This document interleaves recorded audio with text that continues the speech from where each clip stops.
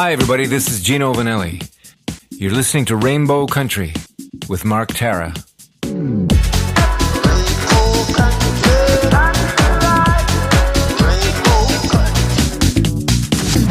The views and opinions expressed on the following program are those of the persons appearing on the program. Today on Rainbow Country, my coverage of the 49th Toronto International Film Festival continues. Today, a spotlight on two trans films. The award-winning trans short, Are You Scared to Be Yourself Because You Think You Might Fail? And the Canadian trans feature, Really Happy Someday. All that and more on episode 424, so stay tuned. For Gay Talk Radio right here on Rainbow Country. Hi, this is Emily Saliers from Indigo Girls. Hey everyone, this is Chris Harder, porn star, burlesque performer, and the creator of Porn to Be a Star. You're listening to Rainbow Country with Mark Tara.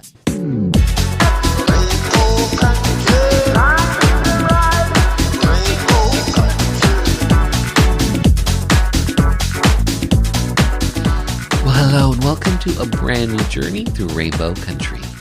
As I like to call it, a little gay radio show working to give voice to the LGBT community and beyond. And as always, I am your tour guide through Rainbow Country. I'm producer and host, Mark Tara. By the way, Rainbow Country originates from CIUT-FM in Toronto and now proudly in syndication across Canada from coast to coast to coast.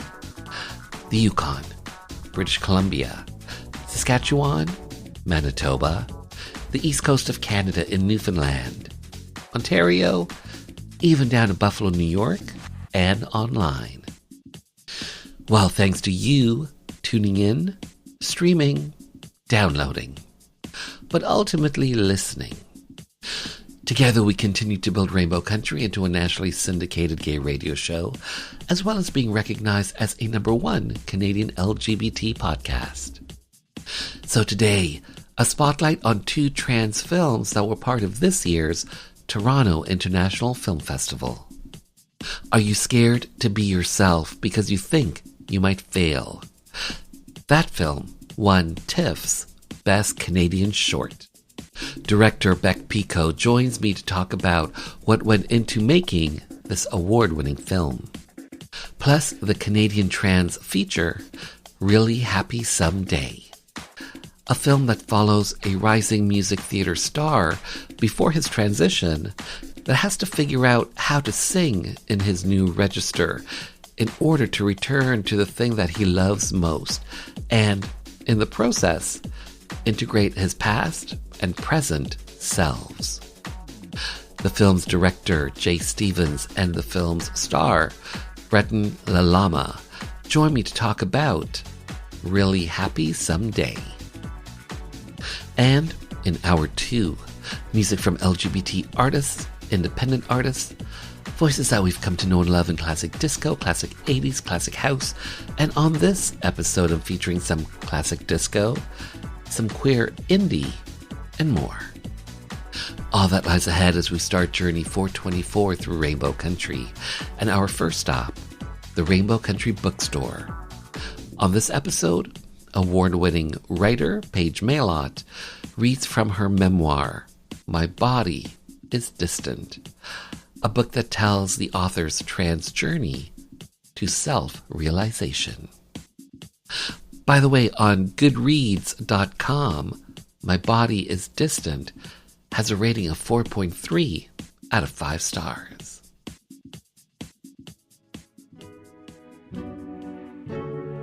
Memory is a slippery and selective thing. To provide an example, think back to your earliest memory. One of mine was a hot summer day in 1979. I would have been 4 years old and my sister Lana only 2. The memory begins with us running barefoot across cool, shaded grass behind the turn-of-the-century schoolhouse our father skillfully converted into our childhood home.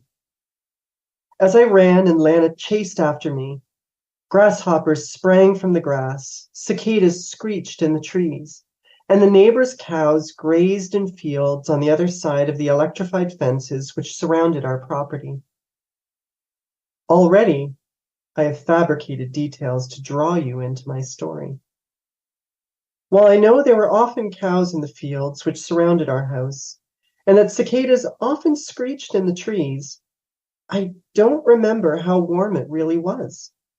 And I can't recall whether cicadas were out or if there were cows nearby that day. I have only included these pseudo-facts to pave the way to a moment that stuck with and still shapes who I am some 40-something years later. I remember we found ourselves in the sun-warmed, wood-scented back shed, where we discovered my father's tackle box. We pried open squeaky metal clasps, and inside we found the most incredible fishing lures. To our inexperienced eyes, they looked uncannily like actual fish, with shining scales drawn with metallic paints, and gleaming bright eyes. Some were hinged in the middle to mimic realistic swimming, I assume. Lana grabbed as many fish as she could, somehow avoiding hooking herself.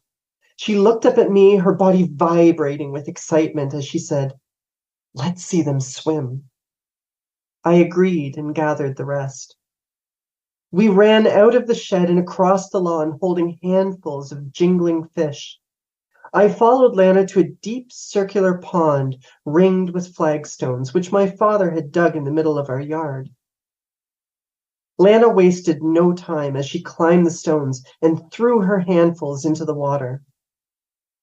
When they struck the surface, years of dust splashed away, and the lures came to life. The tiny fishes twisted and flipped just below the surface. Their chromatic scales flashed in a dizzying rainbow of colors before they sank. Each twinkled in the sunlight one last time, as if giving thanks, before they disappeared into the murky depths of the pond. "Did you see that?" Lana asked. "Throw yours." I recognized the potential consequences of tossing away my father's prized fishing lures, but I couldn't help myself. I wanted to see those colors. I needed to see if they truly could come to life again. I tossed mine, alone and in twos, at Lana's impatient urgings. We watched with amazement as they rolled and flashed in the murky water as they sank, leaving us with vivid memories and regret. For me, memory is a lot like my fish story. I only seem to remember moments which particularly delight or trouble me, and sometimes the ones that flash brightest are the ones that do both. I like to think my brightest memories are also the ones which have taught me valuable lessons, like how throwing away antique heirloom fishing lures can make your father cry. This memoir is, therefore, imperfect. It will contain details as true as I can remember them, and I'm certain some recollections will be incorrect or incomplete. All I can promise is that the memories in these pages are, to the best of my knowledge, influential moments of my life which have shaped me into the woman I am today. I hope you graciously accept that possibility as I recall these stories with you. By reading them, you can cause these memories to flash and sparkle once more. While not every recollection in this memoir shines, I believe it is important to include the difficult parts and the ones that beacon on regrettable decisions. Because if we don't record these multicolored memories as accurately as possible, they might sink into the darkness and be lost forever. 2010. Another 11 years later, in an abandoned amusement park. Emerging from a cloud of rose-scented mist, Callie's face is lit electric pink as we pass a buzzing neon heart on the tunnel's rocky wall. We float together in a giant rubber duck that pulls us along a submerged track toward an expanding arch of light. As we pass through the cave's mouth, Sunlight gleams off the duck's droplet-sprinkled plastic wings, and the sequined lining of my bridal gown reflects shimmering rainbows across the water's surface. Callie caresses my ears. What did you think? Best honeymoon ever, I say. We're only getting started. A sly smirk hints at the corner of Callie's mouth as he pulls me close. I rest my cheek against his suit-covered chest, allowing myself to melt into the relaxing vibration of his affectionate purring. Being here, having him holding me, sharing this moment together in an actual tunnel of love with my husband has made all the fuss of the past 2 weeks of wedding mayhem worthwhile.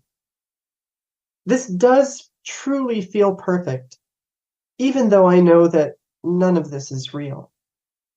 Not in the way most people value realness. I know this amusement park we're in, this plastic duck boat, and even our avatars are just lines of code stored on a softly humming server somewhere.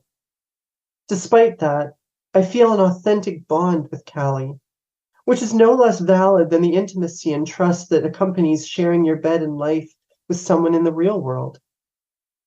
In loving relationships, we seek reassurances that our partner cares for us. Grand romantic gestures may be beautiful and sweep you off your feet, but they're easily staged. We communicate true love through a multitude of selfless moments. Love appears as an unprompted cup of tea, just the way you like it on a tough day. Or when you fawn over a beautiful sweater and a week later, it appears on the dining room table, even when it's not your birthday. Genuine gestures of love can even appear in an act as simple as being cuddled as the little spoon while you drift off to sleep. Despite what you might think, these gestures can mean more online. Callie's wedding suit is an excellent example. If he and I married in real life, he might buy or rent a suit. A tailor then measures and makes alterations, but all Callie has done is point and pay and pick it up when he's ready. Here, Callie inevitably tried on multiple suits from multiple online vendors, still spent real money to buy it, but then he also sank hours in an editor, carefully tweaking the suit's proportions to accommodate his unique furry body. It took me 3 days to find and fit a bridal dress that showed my tail, and then edit a veil so that it didn't cut off my ears. Callie proposed with an emerald ring. While he likely didn't spend too much to buy it, he took the time to learn I preferred emeralds to diamonds. Communication and attention to detail mattered just as much here. He also scouted this abandoned amusement park for us to be alone. Thoughtful kindnesses like these are more than I've ever experienced in a real-life relationship. In some ways, online relationships better illustrate commitment and desire. In real life, you and I might walk together. Your hand might bump mine, and we might like the feeling of accidental touch enough to hold hands. It could be sweet, but there's a casualness to this act that cannot occur online. In virtual worlds, we might similarly walk together, but you would intentionally position your character closer to mine, target me, and initiate a command like, /hold hands with Lydia. While stepping out of a romantic moment to type may sound detached, if my online partner values the time required to specifically write an affectionate gesture just because they want to build a connection, doesn't that add something? Describing a character's intention is not only precise and deliberate, but every descriptive pose my partner writes is only for me, for us, to create our memorable moment. Whether we're holding hands or fighting or fucking, we craft line after line of descriptive prose, a conscious, poetic rededication to the value of our relationship. So, yes, I know that our relationship, our marriage, and this moment are not real in the way society might define it. But for a lonely and sick trans woman, They are everything. Besides, don't scientists say reality as we understand it might be lines of code anyway? When I return, really happy someday.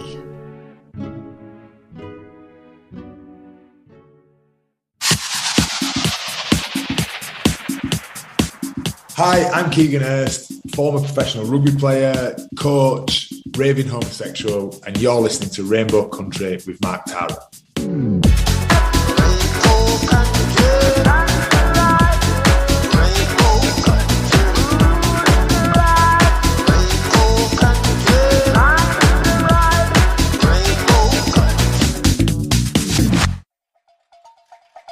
Jay Stevens, hi, how are you? Hi, Mark. I'm doing great. How about yourself? I am well. Breton Lalama, hello. Yes. Hello, Mark. How's it going? It's gone. Absolutely correct. It's gone. Yeah. That's all I will say. The two of you have a feature at the 49th edition of the Toronto International Film Festival. I'm asking everyone the same first question. How has your TIFF experience been so far, Jay? Oh, it's been, I keep saying it's like a wild roller coaster, but it's the best roller coaster I've ever been on. I feel like you're going all over the place all the time. There's so much happening, so much amazing stuff happening, but it's been unbelievable and so great to finally get to bring this film out into the world. It was our world premiere on Sunday. And so, yeah, to actually get to hear an audience reaction and see an audience reaction has been really, really special. And Breton, for yourself, how has this experience been for you? Can it be a sound as an answer? Sure. It's been wild. Yeah, same thing that Jay said around reception and getting to feel people feeling the film. It's been rather sleepless. Yeah, very grateful. So, really happy someday. This is your film. Jay, you direct this film, you co-wrote this film. I believe you were even the cinematographer for this film. Talk to me about the story that you're telling in Really Happy Someday. Really Happy Someday follows Z, who was a rising musical theater star before he started testosterone. And so when we begin the film, Z has been on testosterone for about 9 months to a year and has lost control of his singing voice, which up until this point in his life and his career was kind of the only thing he ever trusted and felt at home in.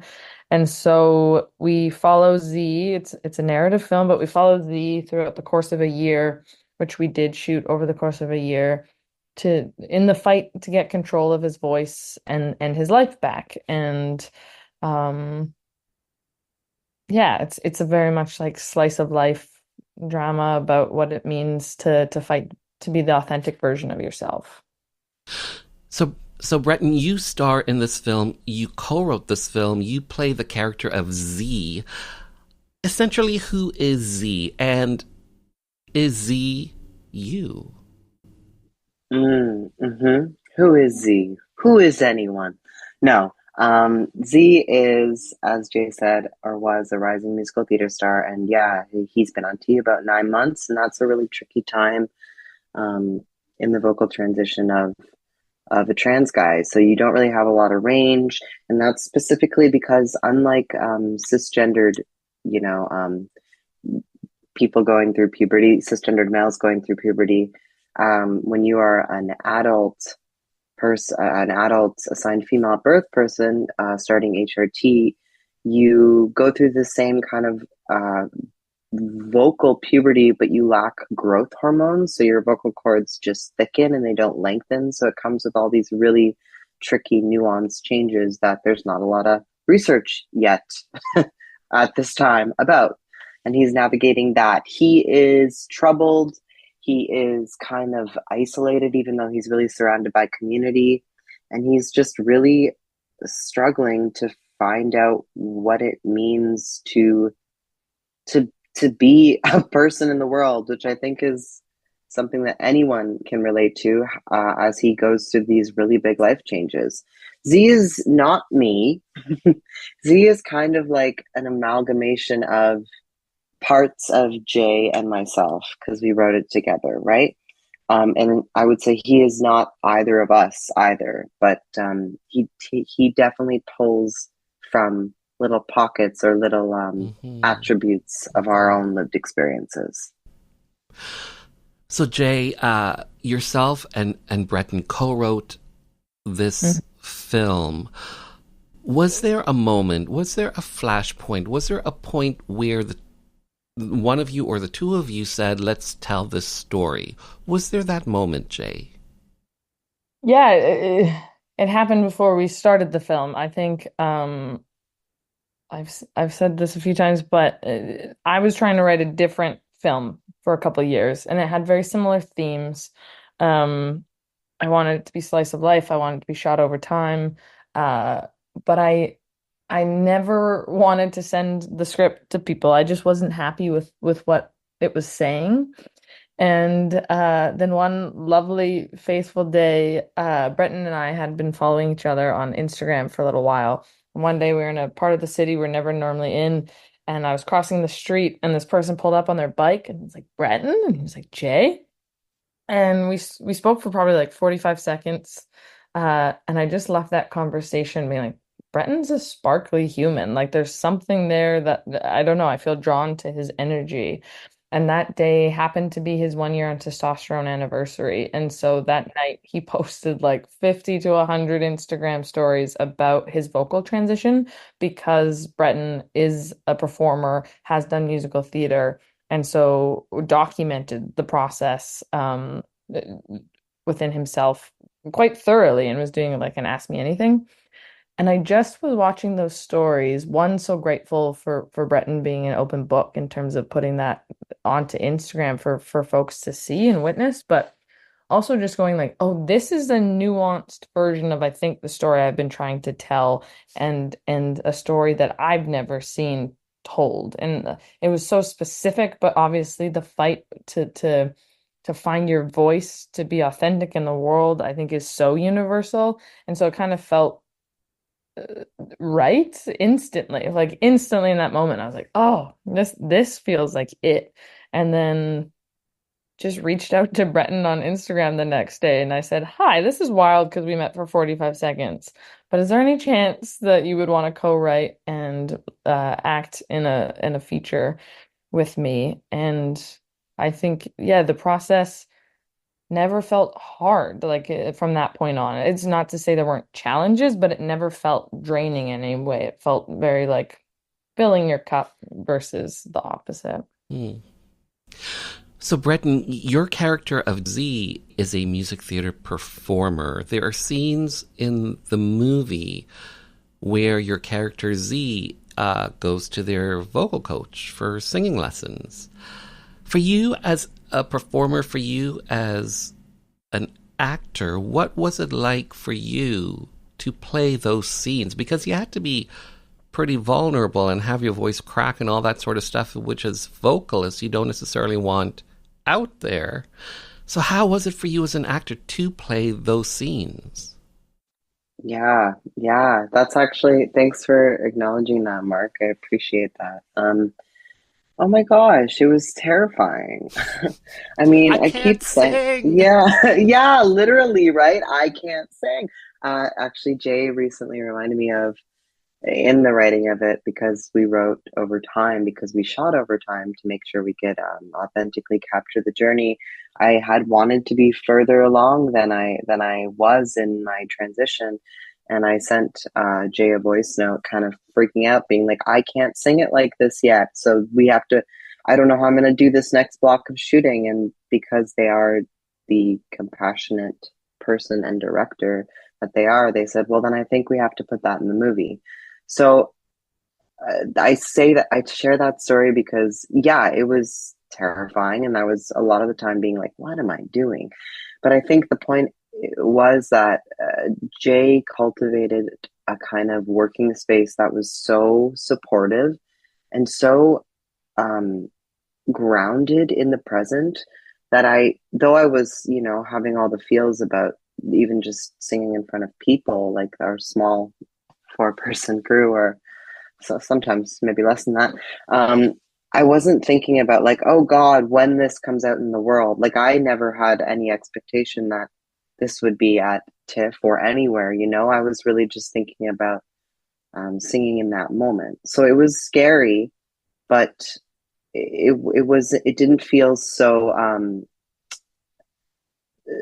public, because it was simply, I was just Z with my vocal teacher, and the vocal teacher in the movie is my real life vocal teacher. So I think that kind of also grounded it in the present for me. That kind of getting to lean into that relationship that me and her have as real people, as a sort of backbone to the acting of it. Yeah. And I think, ultimately, as Jay reminds me as I panic now, especially because my voice has continued to change, thank goodness, and is in a very different place now, a more capable place than it was during shooting.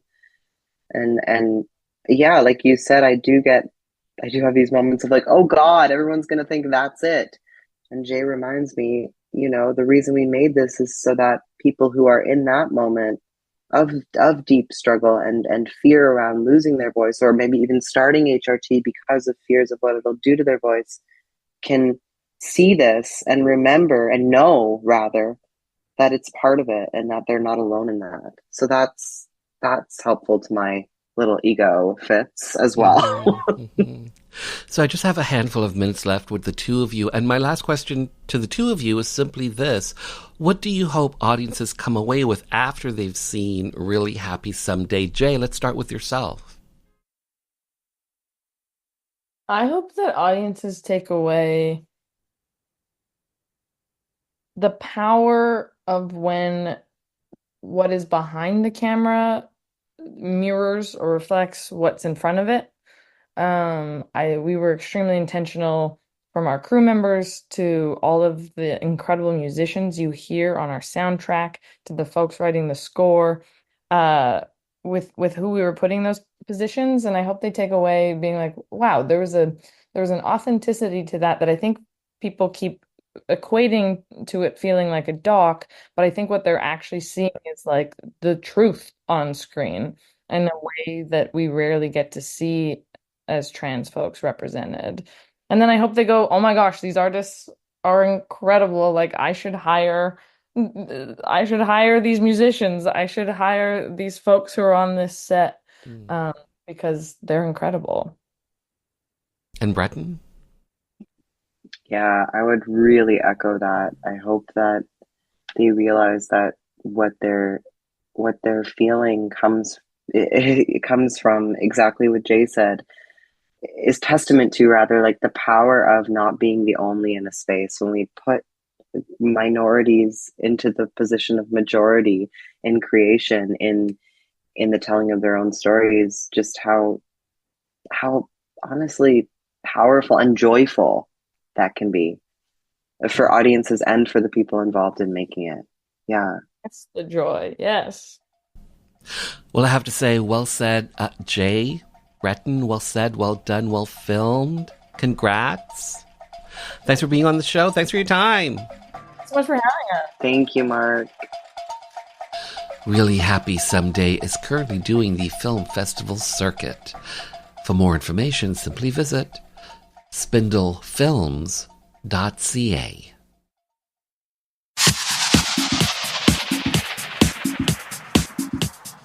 Hi, everyone. This is Mark Tewksbury, Olympic champion, leader, humanitarian. You're listening to Rainbow Country with Mark Tara.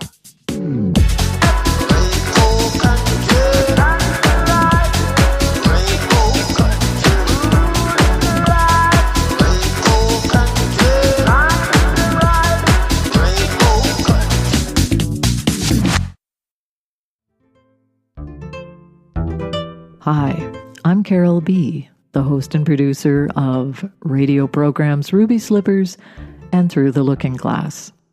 In many parts of the world, one will be excluded or even persecuted just for being gay. And so it's so very important to have a program like Rainbow Country, whose mandate is to provide a platform for the LGBT community to have a voice, share ideas, and promote inclusiveness.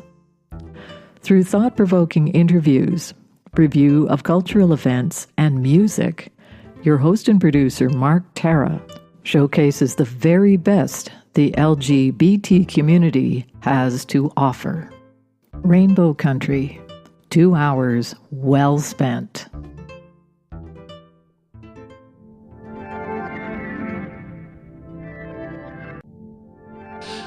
In June 2014, I was fortunate enough to cover North America's first World Pride that took place in Toronto.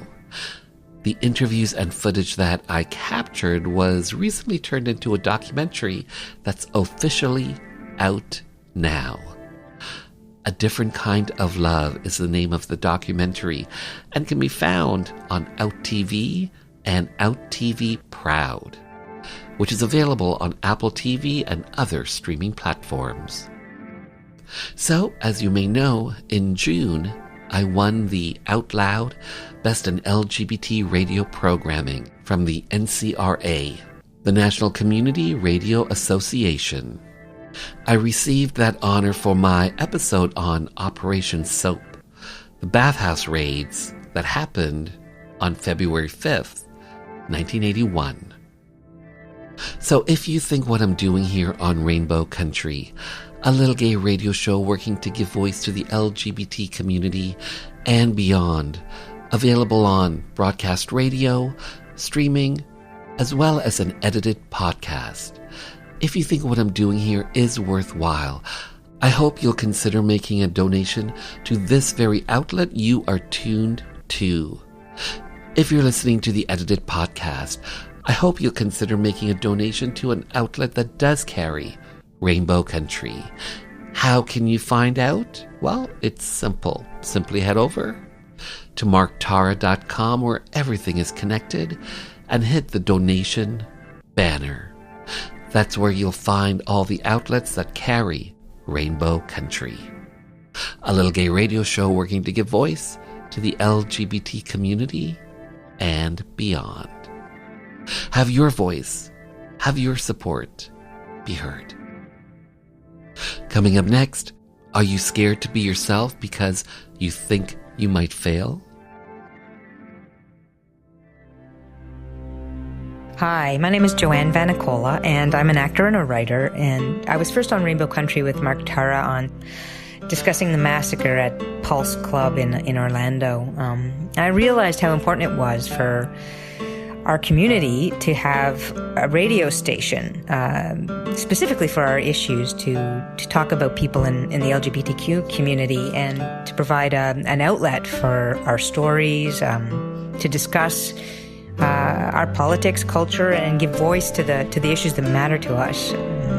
And of course our artists and the things that we do globally and talk about culture. And without people like Mark Tara providing a space for this with a radio show like this, then we wouldn't have that voice. So support, tune in.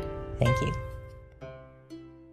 Hi, I'm Joey Lamar, best-selling author of Mambo Lips and Salsa Hips, and you're listening to Rainbow Country with Mark Tara.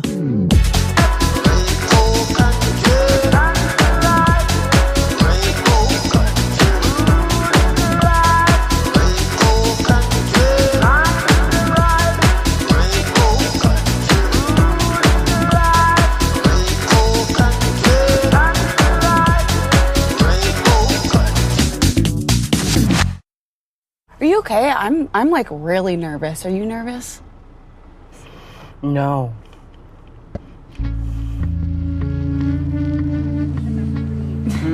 You smell crazy. Oh my god. That's a beautiful thing. Yeah, really weird. Oh, it's so weird. I had no idea what I was gonna look like. What do you think it's gonna look like? Just like no boobs. You'll be back tomorrow? I wanna go home. Just for like a few days.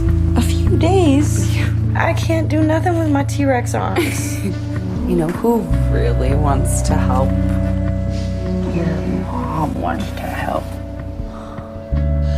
Beck Pico, hi, how are you? I'm good. How are you doing?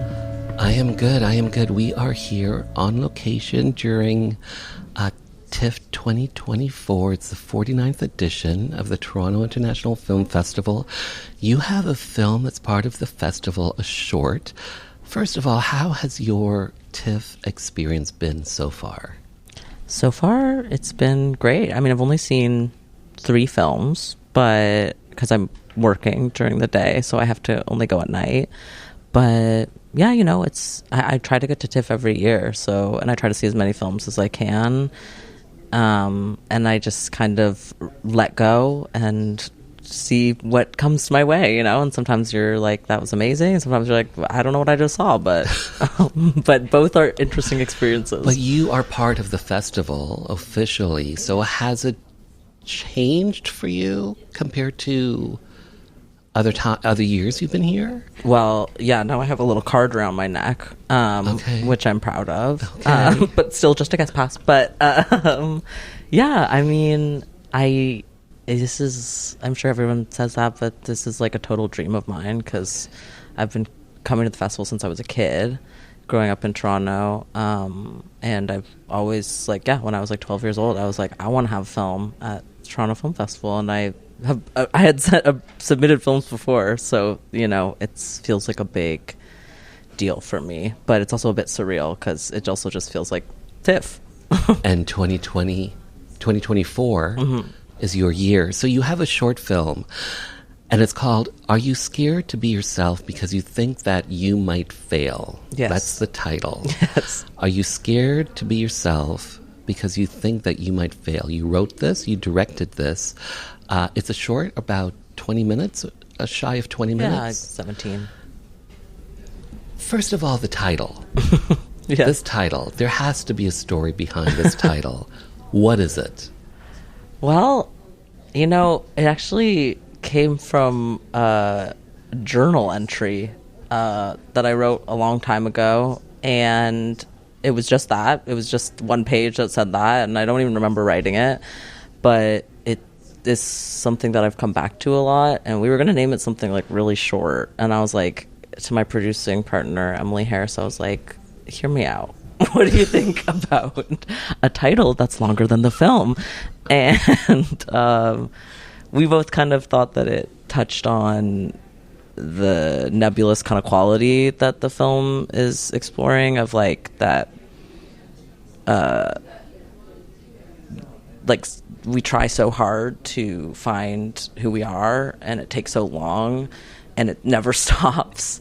So the idea that you could like fail at being yourself is kind of funny, but that's, I feel like, what anxiety is, right? Is that like when we're not living by our values or living up to our expectations of ourselves, that we feel like we're failing, but really the reality is you are yourself in every moment, whether or not you're showing up the way you want to. So it's not really something you can fail at, but I think that idea of anxiety being like failing at just becoming is was interesting to me.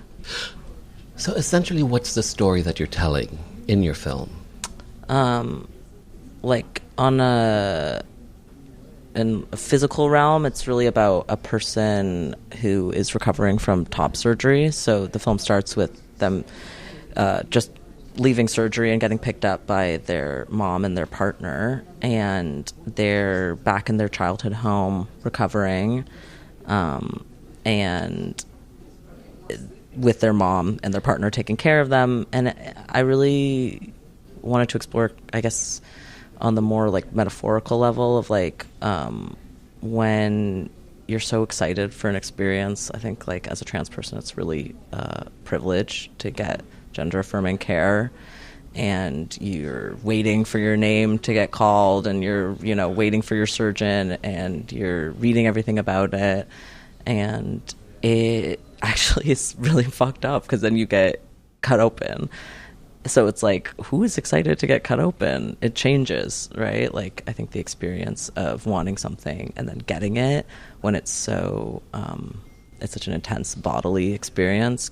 It's really about the character kind of coming down from the excitement of the idea of it and dealing with the reality of, like, it takes a long time to heal. What I found really interesting was something that I'd never thought of before, but one of our senses, smell. Because some of the characters keep referring to that. Yes. And I'd never thought of that before. Yeah. Okay, so this story, is it autobiographical? Is it fictional? Is it, based from friends' stories? It's like, I'd say like most of my work is like creative nonfiction, so it was based on my experience of getting top surgery in May of 2022. For yourself? Yeah, for myself. And I think when I got it, I was like really confused because it's a lot more, this is something in the past 5 years that is like now people understand what top surgery refers to versus like a double mastectomy, just in terms of like transvisibility and terminology is so much more commonplace. But there's still a pretty limited amount of like conversations about what the reality of these things are. Like I found like most of my anxieties went to Reddit forums, like not surgeon websites. And yeah, I struggled in the aftermath, and at the time I was having a more complicated relationship with my mom, but now we're very close, and we always have been close. But I think that transitioning in front of people is very vulnerable, and it feels really hard to be witnessed when you're not ready yet. You're still like, even though you've had the surgery, it feels like it's going to be a long road. Like, When you were going through that experience for yourself, did you think, there's something in here. I'm going to use this at some point for my art? I think in the first week, which is what the film really chronicles, I did not think about that. It all felt like this super nebulous, like murky kind of time where like days bled into night and you're really pretty immobile. So because you're recovering. You're recovering, yeah. Exactly. And it's something you're like, oh, well, I'm just going to watch TV, read books and stuff. But it's quite anxiety inducing to not be able to do things for yourself and to be reliant on other people. And I think it was kind of more like later in the month as I was recovering, I started to realize like how my dependence on these two relationships of like my chosen like queer partner and family and then like my mom, like how uncomfortable it was. Like I wanted help, but I didn't want to be seen as like helpless. And I guess it's somewhere like later when I was kind of reflecting on the really anxious time that I'd had, because there's fictional events in the film like that kind of. There's a scene outside, yeah. when the character is sitting outside, mm-hmm. and hearing all the neighborhood kids and the noises and all that sort of stuff. That scene to me was so, for me, it was profound because, here's this person just sort of like, outside breathing fresh air and just like, I mean, to me, this is how I read that scene. Yeah. And just was like, kind of like just listening and I'm hearing these, these kids just like say whatever. And it's like, it was interesting. It was really interesting. Is this short a proof of? Is it part of a bigger project? It actually isn't. It's, I just was like, I want to make something, and I think it's a standalone. It's a standalone. Okay. Yeah, I think it speaks to like films I want to make in the future about kind of like, I really want to make a film with a trans person that's not just them in queer community, which is can be like a echo chamber in a great way, where you feel supported and seen, but like what's it like to be put back in familial spaces that feel uncomfortable. You're just a person who happens to be. Yes, exactly. Yeah. And so, that having that character of the mom and her, she doesn't mean to like fuck up their pronouns and stuff. Like she's just learning. It's just a new thing for her. And having them have to trust her at the end and take them outside. Like, I thought that for me it was kind of like that release of control, where, and also just, yeah, like, go outside. Like, what does it say? Like, internet speak is like touch grass. Like, when people are like way too in something, Okay. like when there's like, why are you dissecting this to hell? Like, go outside and like remember that we're like small in like this big environment. And I think that can be really humbling in the best way. So you are a screenwriter, you're a director, a filmmaker. You went to school for filmmaking. When did you, was there a flashpoint? Was there a moment, maybe even a film that inspired you where you said, this is what I want to do. I'm going to be a filmmaker. Was there anything like that, a flashpoint for you? Yeah, it's like kind of funny to think of now, but it kind of makes sense too.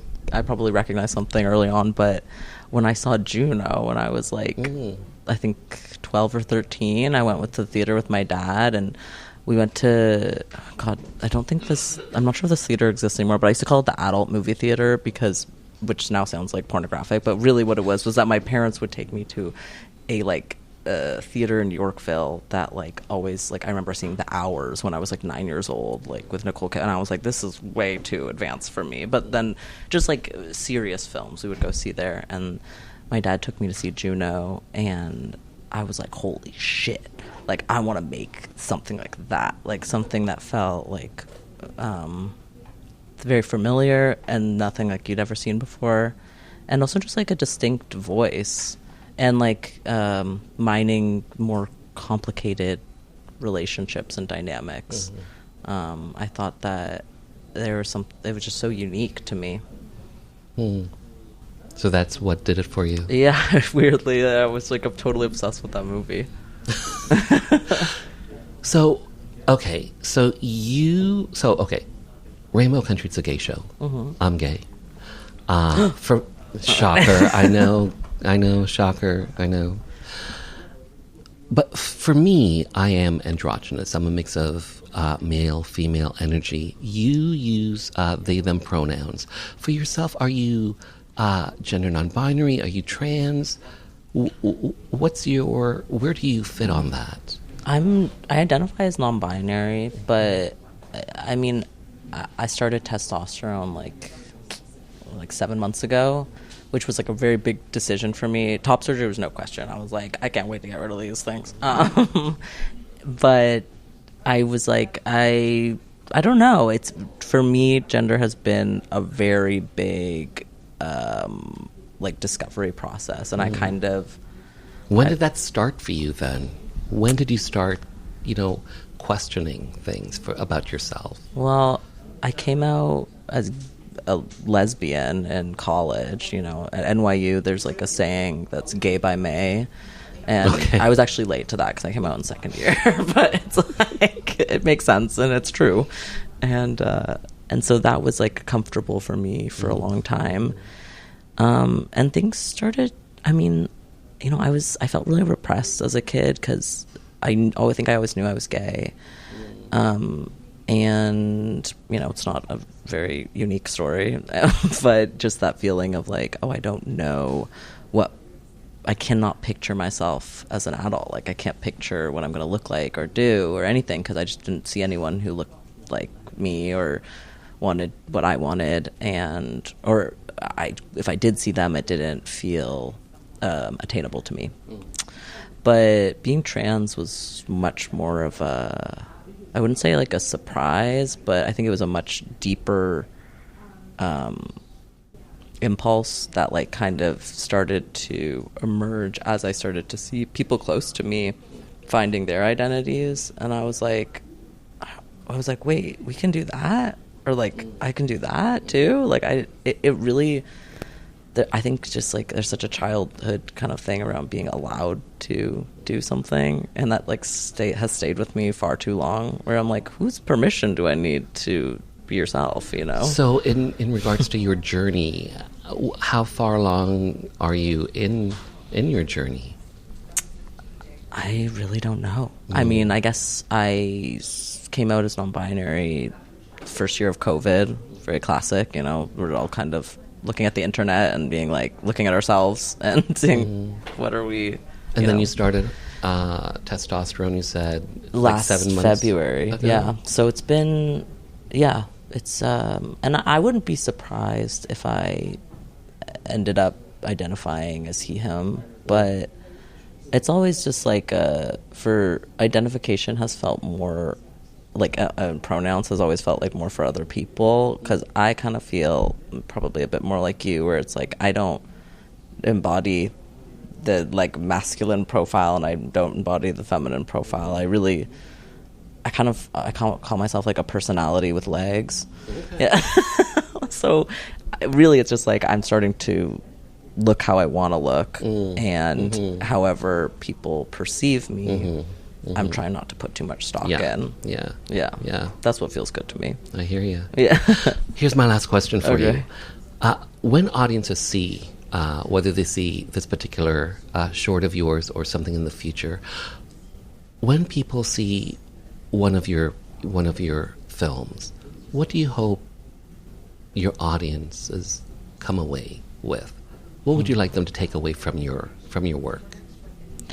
I would like them to learn and feel, I guess, is that all human experiences are collaborative, including transition. So, I think that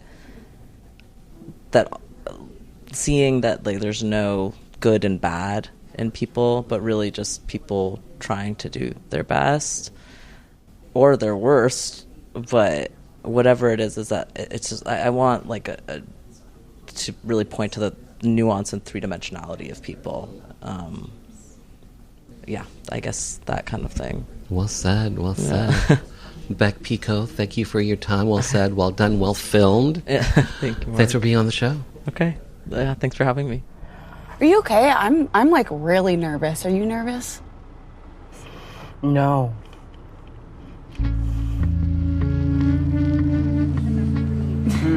You smell crazy. Oh my god.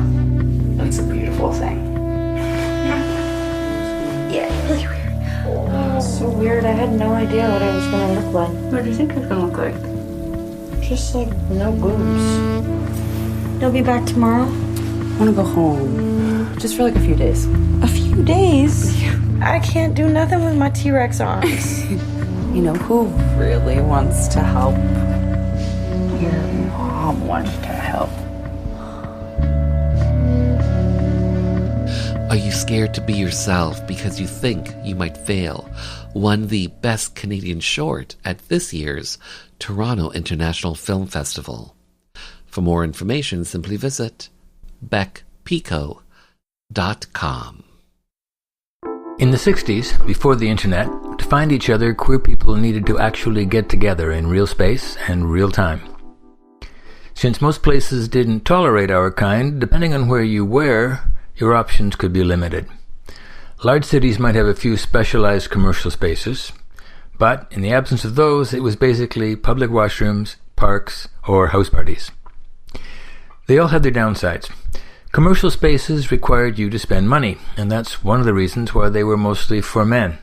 Even in places as big as Toronto, there was seldom more than one lesbian bar at a time. Lesbians earned about 60% of the male wage and probably had more dependents.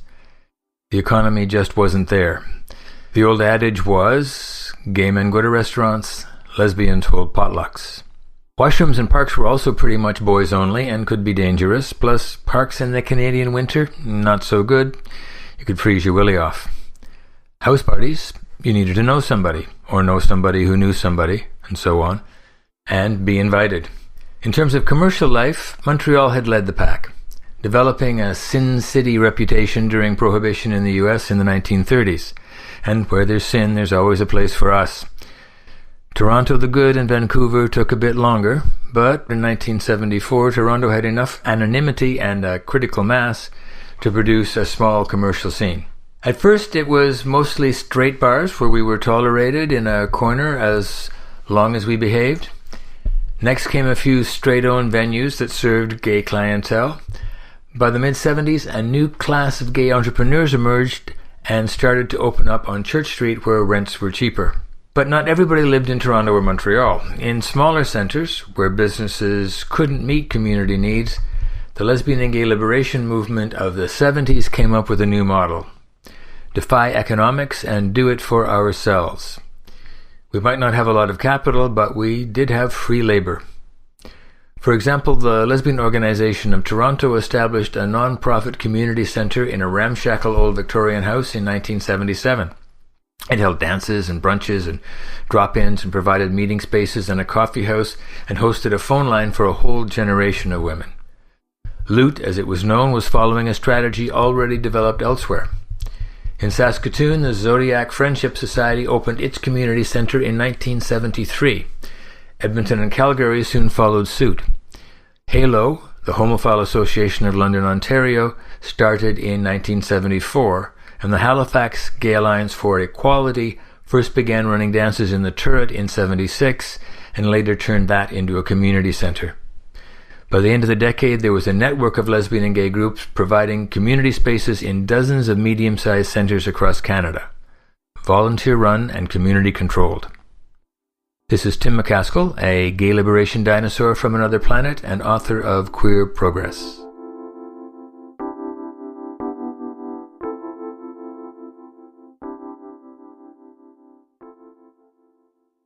Bill 7, to ban discrimination in employment, government services, and housing, based on a person's sexual orientation, was up for a vote at Queen's Park. Most NDP and Liberal MPPs supported the bill, but without some progressive Conservative legislators backing, a divisive split could rack the province. 4 PCs decided to break party ranks to vote with their conscience and support Bill 7.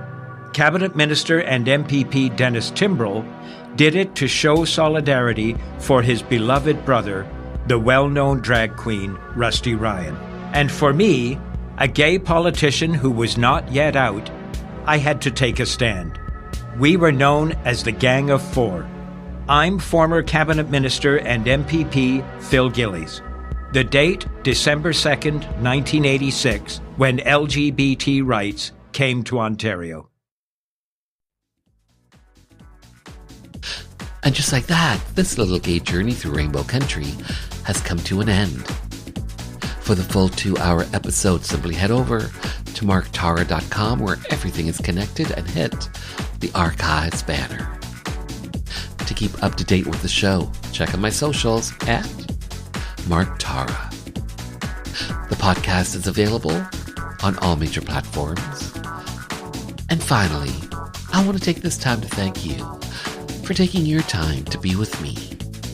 Remember, we are living in days of making dreams come true, so believe in yourself, and the world will believe in you.